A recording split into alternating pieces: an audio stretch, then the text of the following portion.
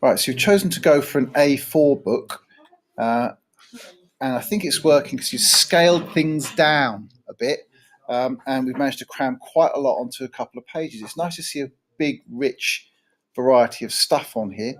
Some of your own photos, I think, some of your own marks, some variety of choices. It'll be interesting to see where any of these sorts of things lead. Again, it's very general sort of visual mind map, based on the theme itself. Nice to see a lot of detail, a lot of effort put into a small area. So this being your own painting here, I'd like to see maybe you got Matisse and Dayran there. It'd be nice to see quite how those link in.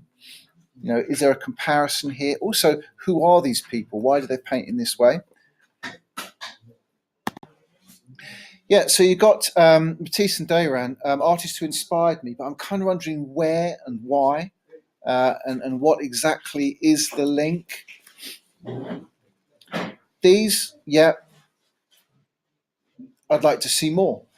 We've got three pictures. I would avoid overlapping your photographs because we don't get a sense of the whole photograph. I'd say these need at least one, two, three like that, and then I'd say at least a few more, 3 or 4 more pages where you've got something where you've got a bit more space and you can talk about maybe the idea of cropping down or lighting differently, identifying where the light's coming from.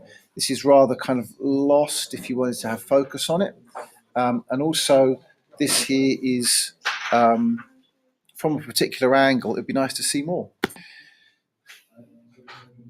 So, some adjustments on some of these photographs would be useful. Remember that you could have several pages where you crop, maybe ones where you retake, but at least it would be good to see a range of other photographs that you've taken.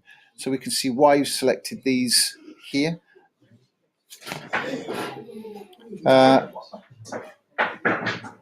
Good annotation. Again, good detail on some of these little studies. Yeah, I like the flatness. I like the sense of completing a piece. So when you create a piece like this, if you're linking it to Fauvism, then maybe get some close-ups. I'd also check where some of these images are from. Check that this is in fact a Matisse. Also comparing what you've done in relation to Matisse.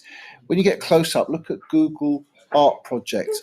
It's a project where you'll see very close up some of the collections that are around the world. Google has been given permission by many galleries to take very high resolution scans of some of their artworks. And you can get right in close to what Matisse looks like in terms of the brush marks, in terms of how certain colours fade out, certain colours are blended on the canvas, and sometimes you can actually see patches where you can see underneath to the canvas itself. I would say you're going to need more stuff on Black Mountain. If we're doing a large amount of work as a group on the Black Mountain work, you need to have that over several pages. Appreciate we've got some annotation here, but let's get some quotes in also from the key players, Merce Cunningham and John Cage. We need John Cage in there because the sound is obviously something we were going to venture into as well, and Merce Cunningham with the movement. Let's see some annotation, perhaps some dance annotation or some plans for how he goes about his improvised dance. So we've got a plan for the collaborative piece. And again, I very much like these simple things that you've been working on here. There's just a degree of thought going into the colour mixing. It's worth kind of maybe breaking down what it is about the colours that you want to use. You've got this kind of glossy, this kind of sheen to the paint here. So it's nice to see you've gone out and got your own equipment and started experimenting with it. And some of these images here, again, larger. It'd be nice to see a little bit larger and more detail what it is you've done here. But I'm enjoying a sense of momentum as well. Things are starting to hook up and connect and cross relate. I like the fact you've chosen very specific images to work from. And again, looking closely into these through the Google Art project will reveal exactly how he maybe aligns brush marks sometimes. And how he has gaps also in his work where he doesn't complete a complete surface in the way that you've done here. He'll actually have quite deliberate gaps and patches. Similar to Bonnard, in fact. The later versions of the woman bathing in with Bonnard become very distorted and bright, linking back to Fauvism and so on. And good to see we've got a good bunch of information down. I would even extend further. Good to see mind maps where these things could go next.